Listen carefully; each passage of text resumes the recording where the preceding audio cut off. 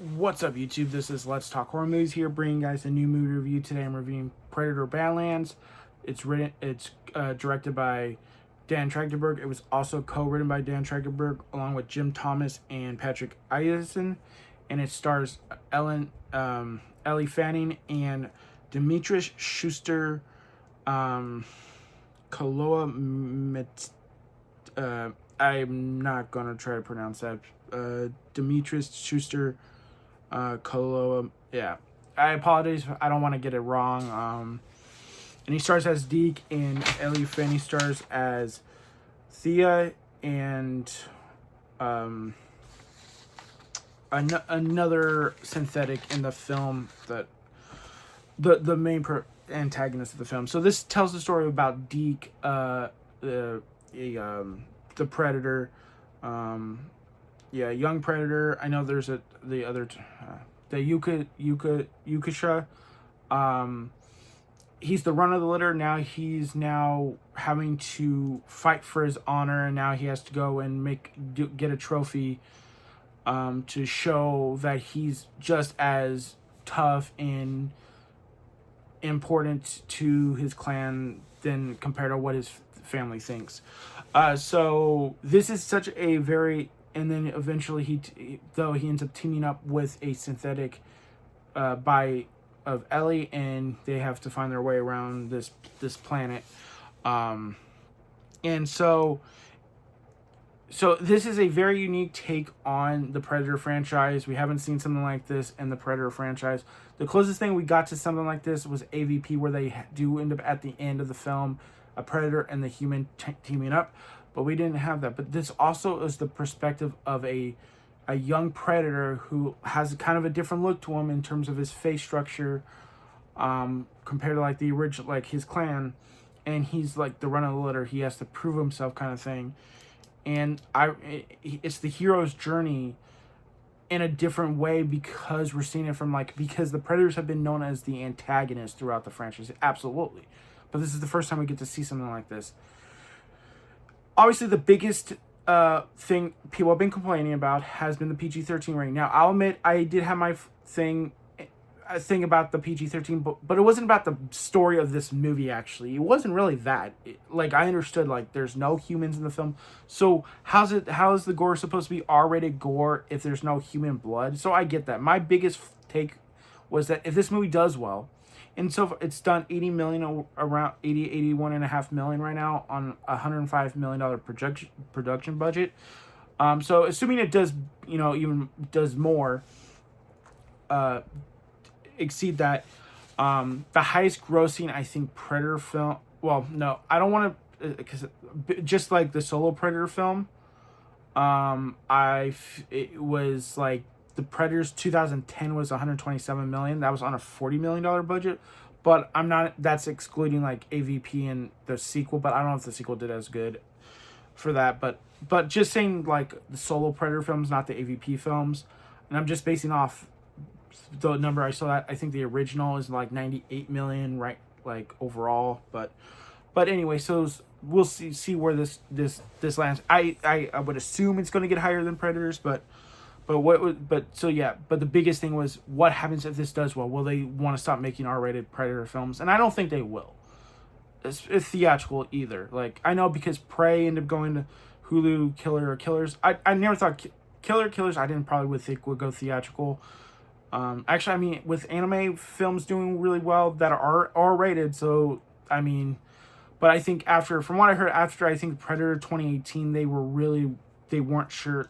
Prey was definitely guaranteed to go to Hulu. So after Predator kind of hurt it, so that's why and then when that did really well, and then they got Predator Balance. But this is such a really cool and different. This is the third film from Dan Trachtenberg in the Predator franchise, and you get so many different things throughout the film. And what I liked about was Deke, the performance, and how he has to go through, and how he has to deal with the situation, and becoming something more than just kind of the revenge thing, following Thea throughout, and then something else going on in the film, and eventually you know, that, and then the communication with him and Thea, where Thea is a synthetic, the Wayland Corporation, where it's a tie to the Alien franchise, obviously, but it doesn't feel like too like forced. It feels really natural,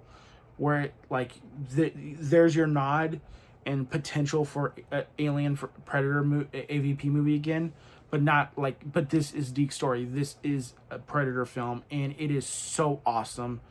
It is violent as fuck for a PG-13. It does go hard. Like, realistically, if they had human blood in it, this is definitely R-rated. So, like, this is realistically an R-rated film. It's just because it's no human blood or red blood, it's PG-13. They can get away with it. And they do such a good job in creative ways.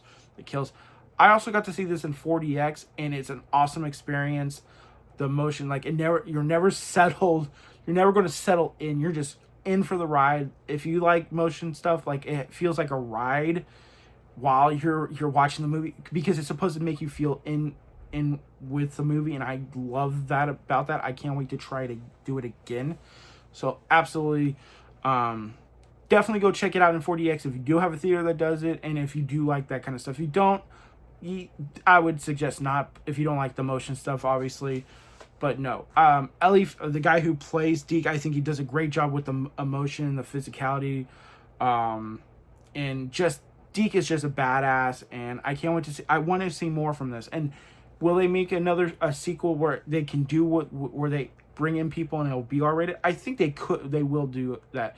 But I think for this story, they had it, wanted to tell. They told it this way for it to make sense. I mean, you don't have to make it R-rated, but again, that's the fear for some people. I think you do make Predator still R-rated, but first, if the story, for this story it specifically fit, there is no human. So we'll see where they go with this. But I'm excited for where Dan and them take the rest of this the Predator franchise. Like, this was that good. I didn't know how good it would be, but I had a blast.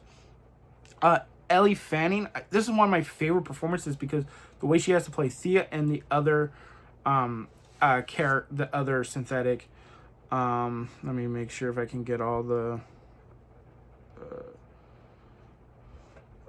name. Let's see. So I want to make sure I get the Tessa. Okay, it's Tessa. So Thea and Tessa. The way she has to play both sides different ways, and Thea's like the more fun kind of. Someone compared her to like Donkey and one other character that I saw on Twitter. Someone said, "Oh, she's like the Donkey and this one other character, personality wise, is always talking kind of thing." But I don't think the Donkey level. But she gets a nice emotional performance throughout, and she's a synthetic. But I really loved their chemistry because they worked really well together, and I like the language thing where she speaks it. She puts in the way they make it where we can understand what she's saying, while also like they're doing but also to understand what he's saying, but we're doing the subtitle with him, but she's speaking his language, but in the way we can understand it. I really do like that where. Because the beginning of the movie where you're on the predator with the predators, the Utica, and they're all the subtitle, but it doesn't hurt. Like, it's a new, I think it's a created language it was a created name, or maybe the dialogue was, I think, new for the film, so. For the lore, which I think just it really adds, I think, to the franchise. I think visually it's beautiful to look at. It's the practical and the CGI effects. The CGI is really, really well done. This was $105 million budget, and to make that effective and visually the cinematography, it's just outstanding. I love the hell out of this movie. I do plan on seeing it again. I think sometime this week or during the weekend I will see it again. That's how much fun this movie was. I mean, the added experience getting to see 4DX, I definitely thought also really helped. But this is just such a great thing for this franchise, and to be so uniquely unique to the franchise and bring something fresh. And I do think people do get tired of hearing the fresh and do something different. But I think you do kind of need it in a franchise that, look, after the Predator, I mean, we didn't know where it was going. I think Prey was great. Killer of Killers was awesome. And I mean, Dan is just on a roll. And I think he's done a really good job. Now, I know everyone says, like, let him keep making it. As long as he's passionate about it and he can be creative and find different ways to do it, absolutely. But I don't want to hamstring. Like, if he's being forced to do this, let's let him, like, you know, breathe a bit, because when we get stuck on one person doing things, that can kind of take their creative can be taken away. As long as they're, I mean, that's if the studio forces, like, look, Sam Raimi and Spider-Man 3, obviously they weren't seeing eye to eye kind of thing. You don't want to force someone in a bubble like that, because sometimes, and then you got the guy from Harry Potter who did 5, 6, 7, and 8, and he came back to do the prequels. He did the 3 prequels. He did 7 movies. At some point, that probably there wasn't as much passion in the prequels. I still enjoyed them for what they were, but I think you needed a new voice, possibly. Like, you didn't, like, when you do 7 movies, like, you really have to be passionate about what you're making. And I don't know if his creativeness for those Harry Potter, the prequels were there for that director.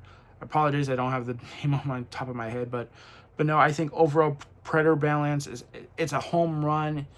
I can't think of any negatives on top of my head.